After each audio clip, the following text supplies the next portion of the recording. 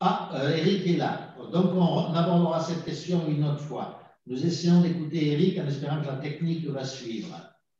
Voilà, donc excusez-nous pour ce désagrément parce que franchement, c'est… Je vais dire que c'est pire qu'un accouchement, là. Hein.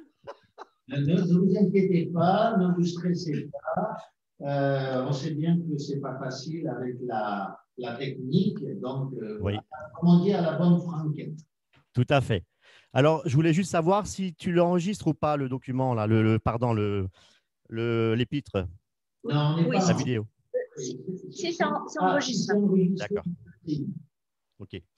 Bien. Alors, la première remarque,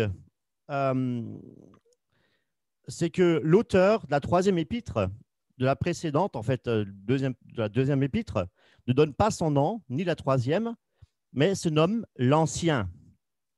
Et contrairement à la première épître, qui reprend en fait les idées du quatrième évangile, donc en présentant l'incarnation, la divinité de Jésus.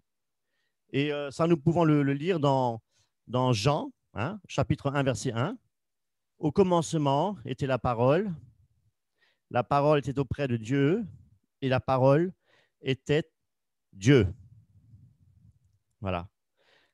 Eusèbe de Césarée, du IIIe siècle, donc c'était un évêque, un historien, ne pensait pas que la troisième épître était écrite par l'apôtre Jean. Voilà ce qu'il avance dans son histoire ecclésiastique, chapitre 3, verset 24. On peut dire comme ça.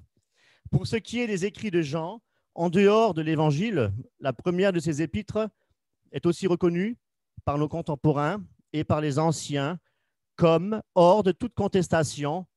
Les deux autres sont discutés.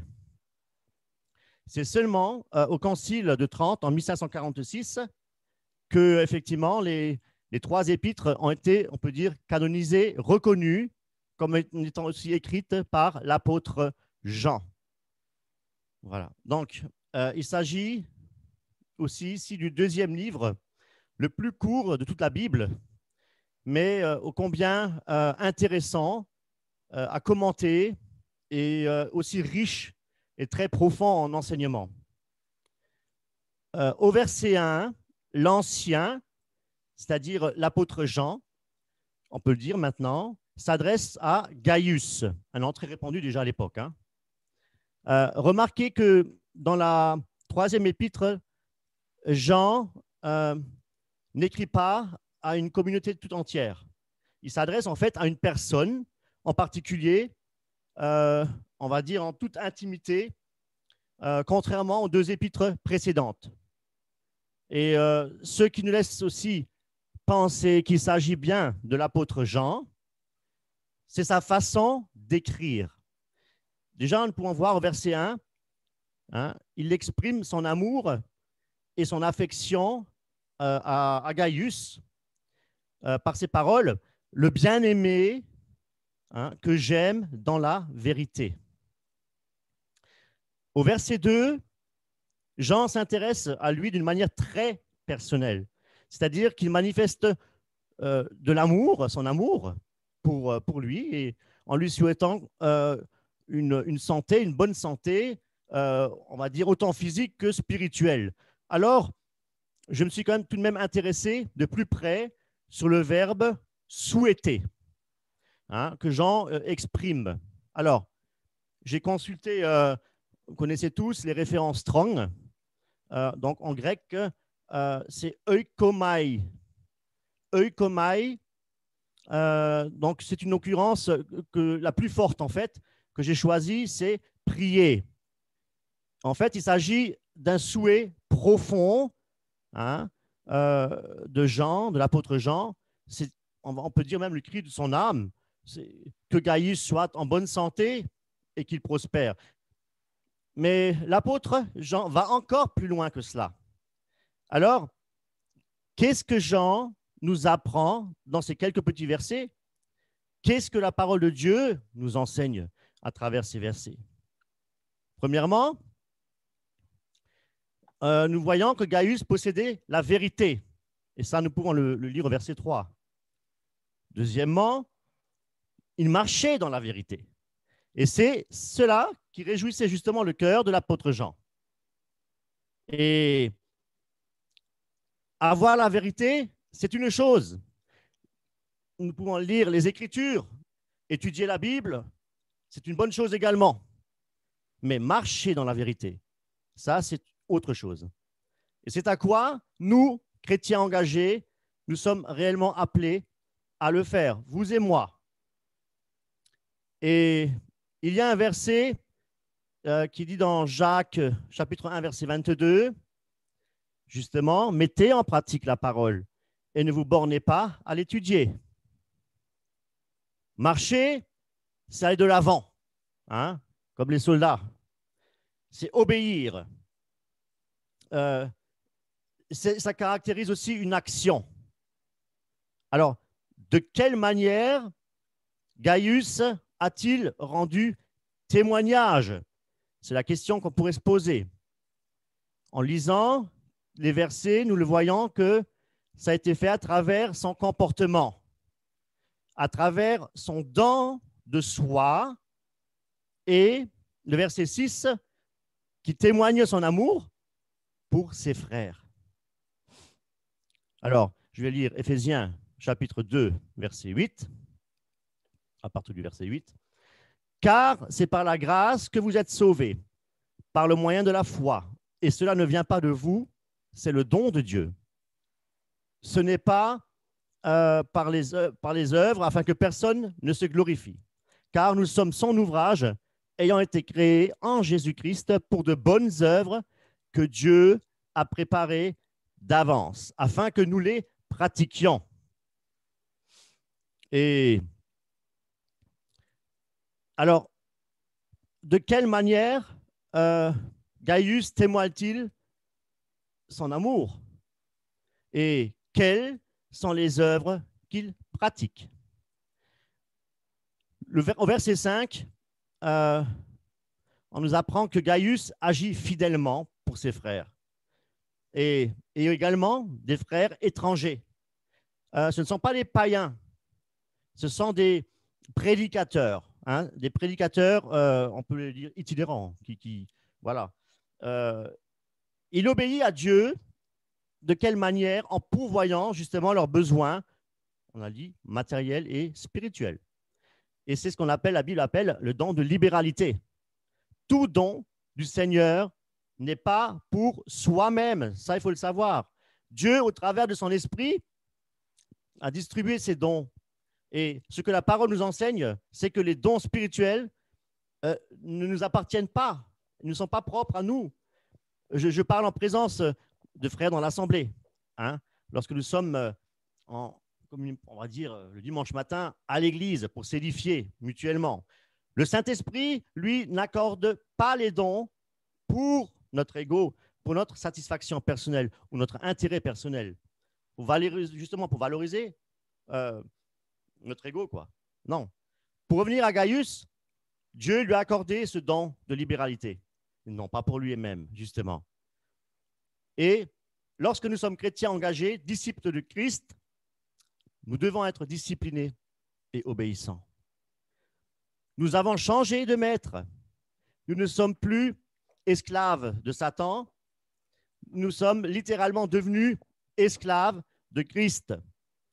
Et comme nous lisons la Bible Darby, eh bien, Darby traduit très bien par doulos, esclave. Non pas serviteur, mais esclave.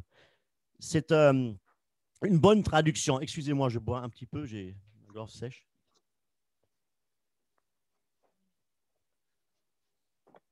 Merci. Et un esclave, il est serviteur de son maître. Et tout ce qu'il est, tout ce qu'il possède appartient à son maître. Et c'est pourquoi, justement, si Dieu permet que nous soyons peut-être financièrement aisés, c'est pourquoi, c'est tout simplement pour participer à son œuvre, et tout cela uniquement sous la direction du Saint-Esprit. Ça, il faut bien le remarquer, le retenir. Alors Gaius, qui est rempli justement de compassion, de miséricorde avec ses frères, je disais itinérants, donc missionnaires, à donner justement librement pour pourvoir à leurs besoins et les accueillir aussi avec amour. Alors, nous allons lire dans Hébreux, chapitre 1. Persévérez dans l'amour fraternel, n'oubliez pas l'hospitalité, car en l'exerçant, quelques-uns ont logé des anges sans le savoir. Alors, vous allez peut-être me dire, mais oui, mais Gaius, c'est Gaius. Moi, je n'ai pas d'argent. Lui, il en avait. Hein, il avait peut-être même de la place dans sa maison. Moi, j'habite une petite superficie de 20 mètres carrés. Je peux accueillir personne chez moi. Alors, en quoi, justement, tout au début de la vidéo, je disais que tout est pour notre enseignement, pour notre marche chrétienne. Alors, en quoi cet enseignement pourrait, moi, personnellement, nous être utile? Eh bien, la Bible nous enseigne que nous avons reçu au moins un don spirituel en tant qu'enfants de Dieu. Et comme de bons intendants des diverses grâces de Dieu, mettant chacun au service des autres le don que vous avez reçu. Ça, c'est donc dans 1 Pierre, chapitre 4, verset 10.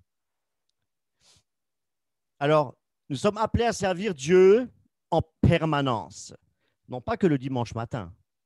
Hein? Servir Dieu là où Dieu nous place. Là, la volonté du Saint-Esprit, nous devons chercher. Servir Dieu, c'est reconnaître aussi son autorité et chercher à l'honorer, à l'adorer, à l'aimer, le chérir tout le temps et dans tous les domaines de notre vie. Là où Dieu nous place. Le service, la Bible nous enseigne que servir est un devoir. Nous voyons Jésus-Christ, par son humilité, lorsqu'il a servi par le lavement des pieds. Donc, nous voyons vraiment l'humilité du prochain, pour son prochain. Nous devons servir notre prochain, mais selon la volonté de Dieu. Selon la volonté de Dieu et par la manifestation du Saint-Esprit. Hein? Que ce soit notre prochain, que notre prochain soit chrétien, notre épouse, notre époux, que ce soit au travail, que ce soit un païen, peu importe. Nous devons être au service de Dieu pour notre prochain. Un exemple qui illustre bien justement ce propos-là, vous connaissez tous, c'est la parabole du bon samaritain. Hein? La parabole du bon samaritain. Alors, pourquoi Gaius était-il justement animé avec tant de zèle dans son service, justement, auprès de ses frères? Et qu'est-ce qui l'anime réellement? En fait, Gaius, c'était un chrétien, non pas charnel, mais spirituel, un chrétien équilibré, qui manifestait du fruit, le fruit de l'esprit, l'amour, le premier fruit. Alors, on va parler de 5 choses, on peut dire 5 critères de service qui peut le caractériser. Voilà. Premièrement, être dépendant du Saint-Esprit. Alors, Gaius a compris que l'amour du prochain est seulement possible si notre vie dépend de l'Esprit de Dieu. Deuxièmement, justifié par la foi qui agit par amour. Gaius, lui, a aussi compris que nous sommes justifiés par la foi en Christ. Et c'est cette foi qui agit par amour uniquement. Et ça, nous pouvons, il y a un texte qui en parle, c'est dans Galates, chapitre 5, verset 6. Car, là je vous fais la lecture, car en Jésus-Christ, ni la circoncision, ni l'inconcircision, n'a de valeur, mais la foi qui est agissante par la charité. Alors, troisièmement, ne pas plaire aux hommes. Alors, là aussi, il y a un passage de la Bible, dans Galates chapitre 1, verset 10, si on veut plaire aux hommes, on ne peut pas être serviteur de Christ. Gaius a compris que s'il œuvrait justement pour plaire aux hommes, il ne serait pas serviteur de Christ. Quatrièmement, l'amour consiste à donner. Gaius a aussi compris que l'amour consiste à donner. Et dans Actes chapitre 20, verset 35, tout le monde connaît, il y a plus de bonheur à donner qu'à recevoir. Et le service, servir Dieu. Gaius a aussi compris qu'une œuvre égoïste est récompensée par les hommes. Mais un service qui est donné, lui, avec un esprit d'humilité, est récompensé par notre Dieu.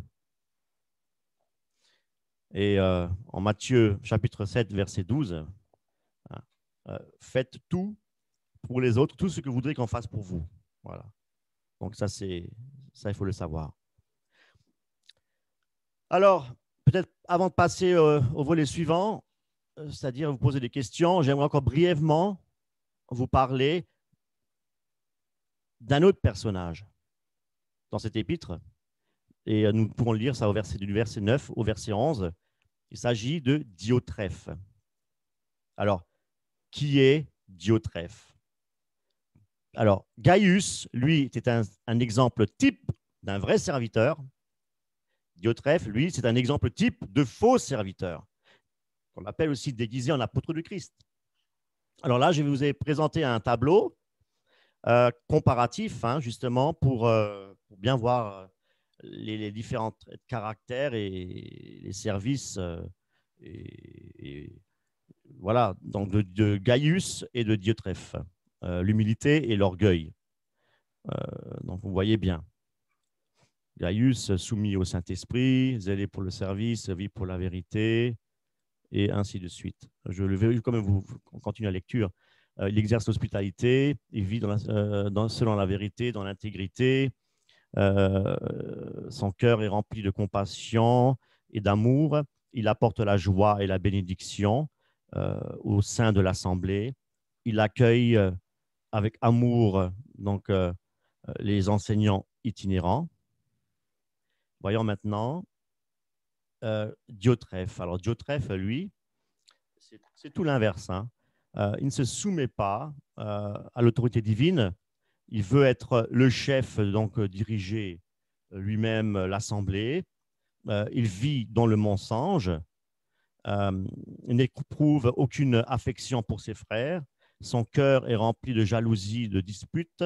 Il propage la calomnie et la médisance au sein de l'assemblée et il chasse les enseignants itinérants. Voilà. Donc,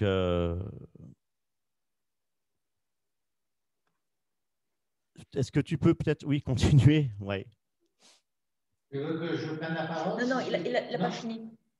Non, c'était simplement, voilà, pour dire. C'est à Catherine que tu parles, vas-y. Oui. Alors, je crois qu'on a fait un peu le tour.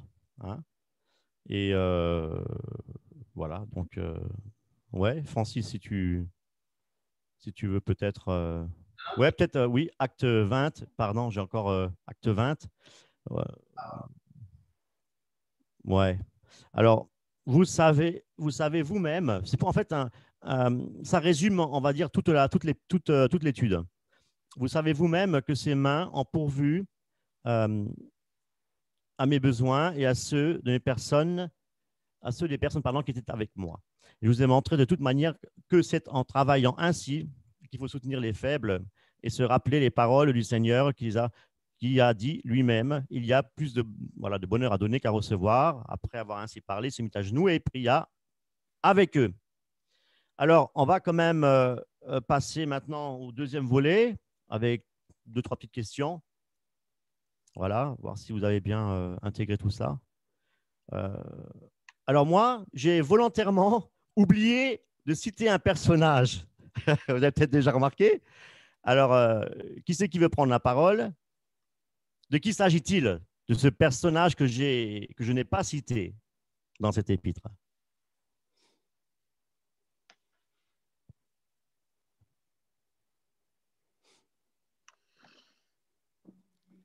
Oui, Jean? Eh bien, Jean parle de Démétrios, Oui. dont tout le monde dit du bien. Oui. Démétrios, oui. Est-ce que quelqu'un pourrait me parler un petit peu de Démétrios? Qu'est-ce qu'on dit de lui? Oui, Jean? Eh bien, je lis dans le verset 12, « Quant à Démétrios, tout le monde en dit du bien. Et ils disent vrai. Nous aussi, nous lui rendons un bon témoignage. Et tu sais que nous disons la vérité. Et quand j'ai fait des recherches sur Démétrios, sur le nom Démétrios dans mon dictionnaire biblique, là, eh bien, il disait que c'était probablement le chef d'une synagogue qui avait pris parti pour Paul et pour le défendre et qui avait été maltraité et qui donc, suite à ses actions, quand toute la ville se levait contre Paul et ses actions positives, eh bien, il serait devenu chrétien par la suite. Mais, d'après ce que dit le dictionnaire biblique, tu m'as il appris n'y a quelque chose. aucune certitude que ce soit le même Démétrios. Oui, parce qu'il y en avait plusieurs, effectivement. Mais là, tu m'as appris quelque chose. Tout à fait, c'est bien, merci. Tu m'as appris quelque chose. Ah bon, ben, j'en suis heureux. Merci. Et remarquez quelque chose d'assez intéressant au verset 12. Alors, qu'est-ce qui est dit? Tous et la vérité elle-même rendent un bon témoignage.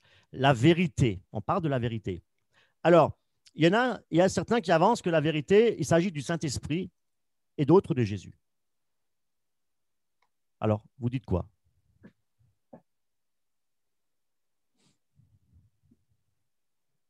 Oui, Jean? Pour moi, je dis que la vérité, c'est que tout ce que l'on dit de lui est vrai. Tout à fait. Et il n'est pas nécessaire de dire que la vérité est quelqu'un d'autre que la vérité. Oui, tout à fait. Alors, je me suis un petit peu intéressé à cela et je suis allé voir effectivement dans Strong. Donc, vérité, en grec, c'est aletheia. Aletheia. Hein?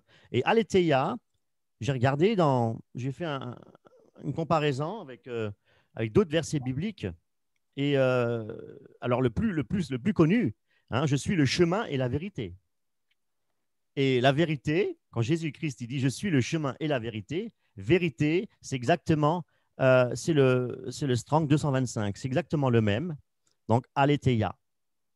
Donc, il faisait plutôt référence à Jésus-Christ. Voilà.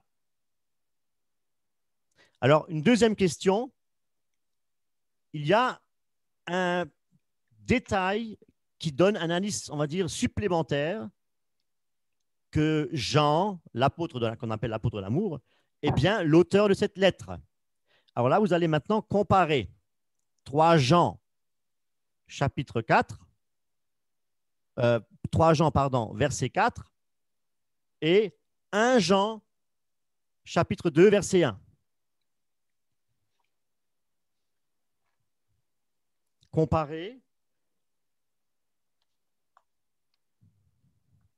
Il y a un détail.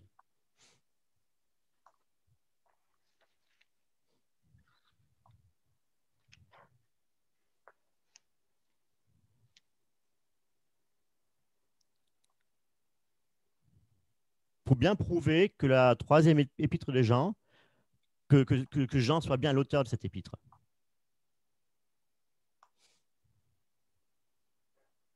Parce que lui-même il ne se proclame pas Jean. Hein, voilà. Alors, vous avez trouvé? Je redonne peut-être les références.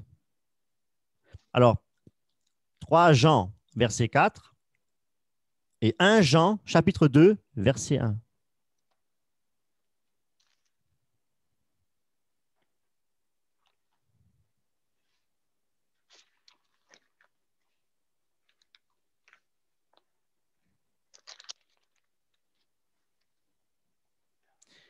Comment on les appelle, les chrétiens?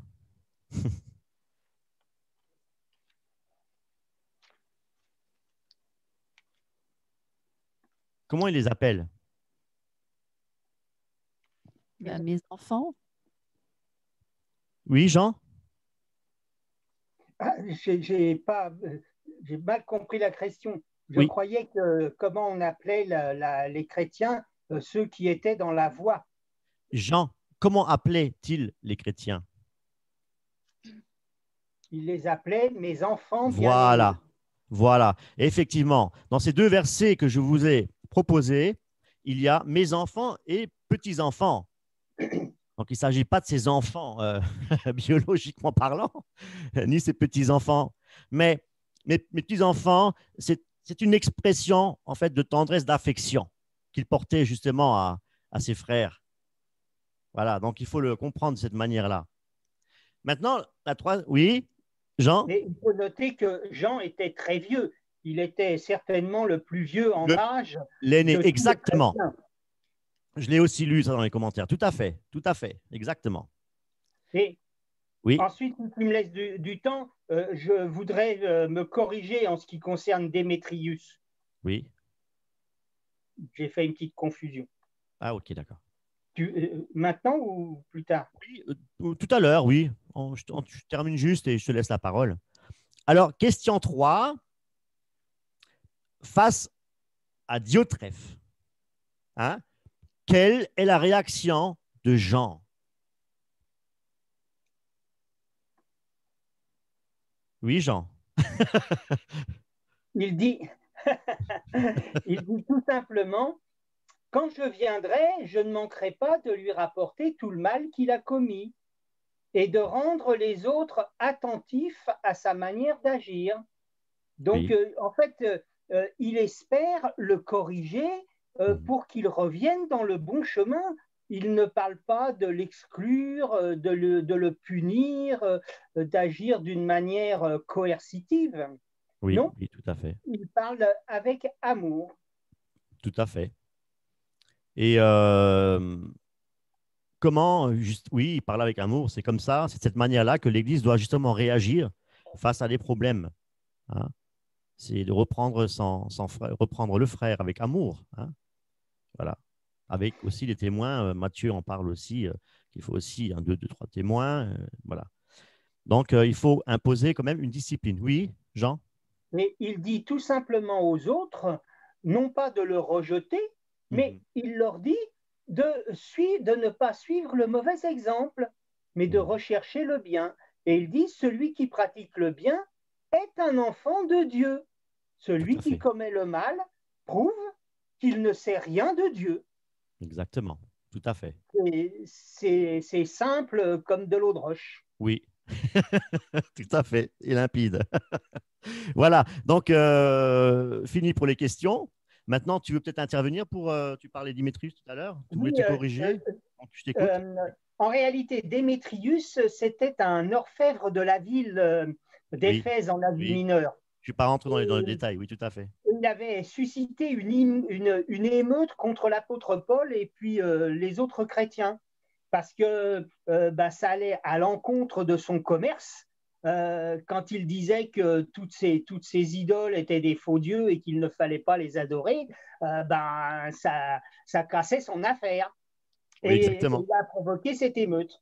Et comme ensuite il est parlé de Démétrius également dans la lettre de Jean, certains ont supposé qu'il se serait converti. Mais ça ne reste que des suppositions. Oui, tout à fait.